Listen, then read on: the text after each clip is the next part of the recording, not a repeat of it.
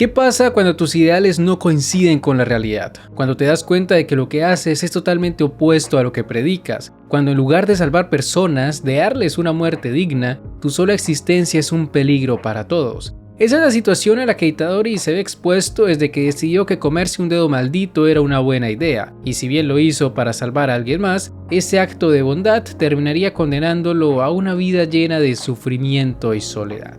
Hoy empezamos con la primera parte del análisis de Itadori, así que bueno, hablemos del gallo.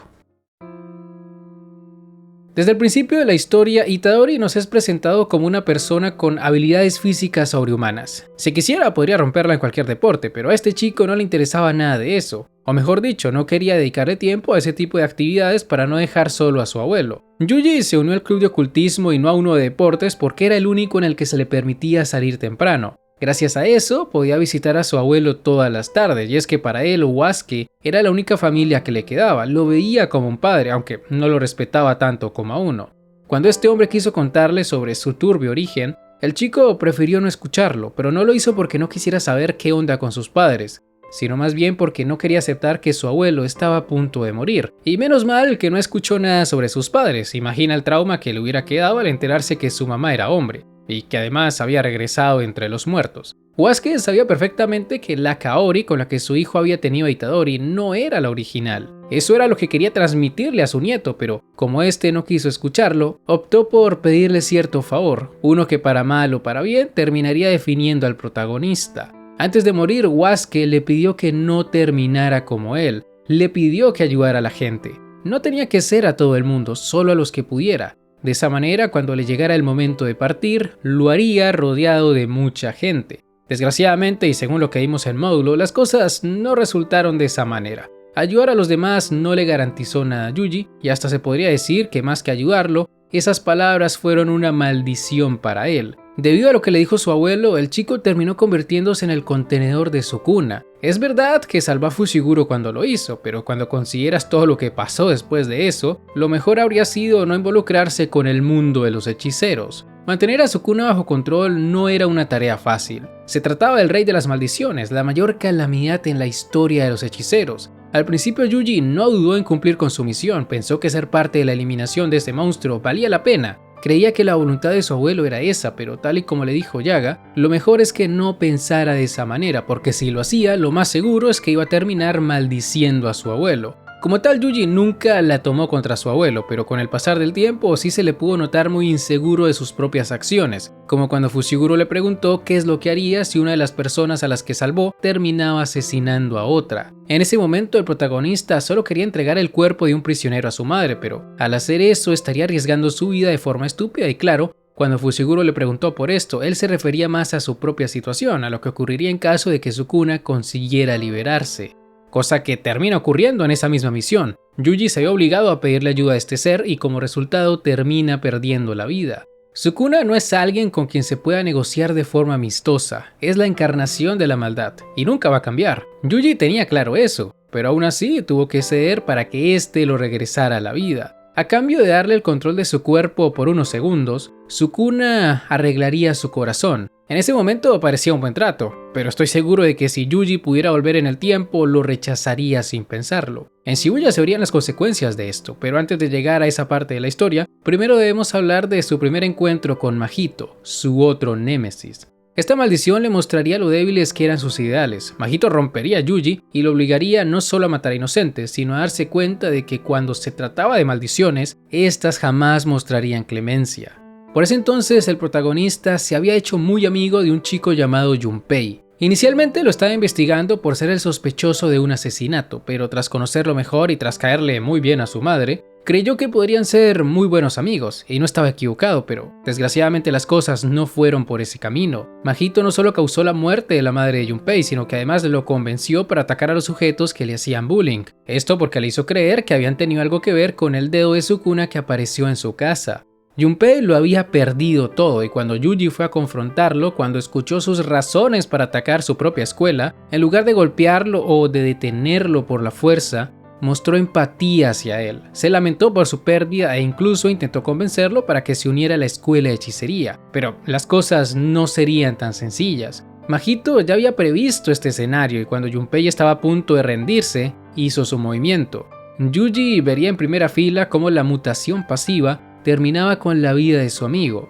Mientras aún era un monstruo, le rogó a Sukuna para que lo devolviera a la normalidad, pero a Sukuna eso no podía importarle menos, y en lugar de ayudarlo, solo se burló de él. Si bien es cierto que para el Rey de las Maldiciones era imposible deshacer los efectos de ese poder, eso no quita que disfrutara el sufrimiento de Itadori, quien se llenaría de ira tras la muerte de Junpei, pero claro, en esta historia la rabia no es un catalizador de poder, y pese a que Yuji usó toda su fuerza para golpear a Mahito, para este fue muy sencillo eludir cada uno de sus ataques. Para Mahito, Yuji solo era un tonto, alguien incapaz de conciliar sus ideales con la realidad, y aunque por un momento logró llevarlo contra las cuerdas con ayuda de Nanami, el maldito logró escapar. A partir de ese momento, Yuji se replantearía muchas cosas. Tras haberse visto obligado a asesinar humanos modificados, ya no sabía qué pensar acerca de su ideal. En su charla posterior con Nanami reconoce que asesinó personas. Entiende que la gente debe morir en algún punto, pero al menos quería que murieran con dignidad. Así es como pensaba. Por eso buscaba la manera de no tirar del gatillo, pero una vez lo hizo ya no entendía nada. ¿Qué es una muerte digna? ¿Cuál es el punto de ser fuerte si no puedes salvar a nadie? Ante estas dudas, Nanami surgiría como una especie de guía. Le recomienda que no siga con ese ideal, ya que no es sano vivir de esa manera, pero como es consciente de que Yuji no va a cambiar, también le dice que por lo menos se asegure de no morir en el intento, porque muchas personas necesitarán su ayuda en el futuro, y eso es porque ya es un hechicero. Tras salvarle la vida, finalmente Nanami lo había reconocido como uno. Después de esto vendría el evento de intercambio, un pequeño torneo donde sucederían todo tipo de cosas extrañas. Los de Kyoto intentarían matarlo, todo se convertiría en su best ofrendo, luego de escucharlo decir que le gustaban las mujeres altas con buena retaguardia, como Jennifer Lawrence. También lucharía contra Hanami, una maldición de clase especial, siendo esta la primera vez en la que utilizaría su técnica característica, el destello negro o Black Flash. Incluso estuvo cerca de romper el récord de Nanami, pero aún así no logró vencer a la maldición. Gojo fue quien tuvo que ahuyentarla y de nuevo volvería a ser testigo del poder de ese hombre, de aquel al que todos llamaban el hechicero más fuerte de la actualidad. Todo este alboroto causado por Hanami no había sido más que una distracción para que Mahito se robara un montón de objetos malditos. Objetos con los que revivirían a ciertos personajes con los que más tarde tendría que luchar. Junto a Nobara eliminarían a Kechisu y Eso. Al principio pensaban que eran maldiciones, pero tras revisar sus cuerpos se dieron cuenta de que eran humanos, generando de nuevo un conflicto en Yuji. Antes de matarlos ya se había conmovido por la manera en que estos hermanos se preocupaban el uno por el otro, pero tras saber que había matado gente otra vez, Yuji se deprimió. Le preguntó a Nobara si era su primera vez y de ser así, quería saber cómo se sentía. Si para ella había resultado fácil matar a otros. La chica le contesta que cuando se es hechicero pasan estas cosas. Admite que su respuesta es fría, pero le recuerda que es imposible salvar a todos, y al menos en este caso no tenían otra opción, no tenían tiempo para comprobar si eran maldiciones o no. Yuji lo entiende, pero no deja de pensar en las lágrimas de So. Cuando termina esta misión y da la respuesta emocional del protagonista, sus amigos deciden ocultarle que tras convertirse en el contenedor de Sukuna, todos los dedos de ese loco se activaron al mismo tiempo atrayendo todo tipo de maldiciones. Saben que contarle eso sería una carga muy difícil de manejar para Yuji, pero ¿qué es lo que sucede? Que Sukuna se lo dice de todos modos mientras se burla de él porque es un desgraciado. Sin embargo, y aunque esta situación sea terrible, porque lo es, Yuji logra mantener la compostura. Para este punto ha madurado bastante y entiende que hay cosas que simplemente no puede controlar. El problema con esto es que las cosas no se quedan allí y cuando ocurre el incidente de Shibuya, su mente llega al límite. Durante este incidente, Yuji tiene varios eventos canónicos. En su intento por librar a Gojo de la trampa que le puso Kenjaku, termina siendo destrozado por sus enemigos tanto física como mentalmente y no solo una sino varias veces.